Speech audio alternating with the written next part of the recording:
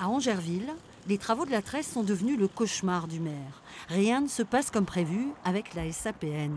Cette route, par exemple, la D287, a été fermée 2 semaines sans prévenir le premier magistrat de cette commune de 180 âmes.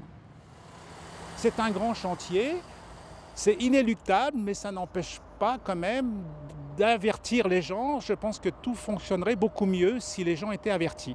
Ne serait-ce que pour les transports, les bus scolaires, les services de secours, la poste, tout est bouleversé systématiquement et il n'y a rien. On ne sait pas à quelle source on va être mangé.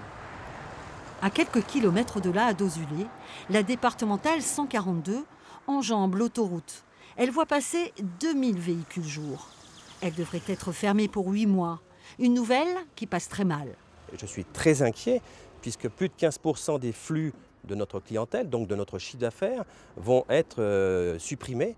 Et je ne peux pas imaginer un instant de perdre 15%. L'équilibre financier de mon entreprise en est mis en jeu. Pourtant, en 2016, la société d'autoroute avait proposé une solution innovante pour modifier ces ponts et permettre l'élargissement des voies, avec un impact moindre pour la circulation. Mais l'État n'en a pas voulu pour tous les ponts. La SAPN a dû relancer les études et proposer de démolir et reconstruire le pont de Dozulé. Impensable pour Sophie Gauguin, qui a enfin rencontré la SAPN. Le fait qu'il y ait cette première réunion est une preuve d'écoute et de pouvoir reconstruire les conditions du dialogue.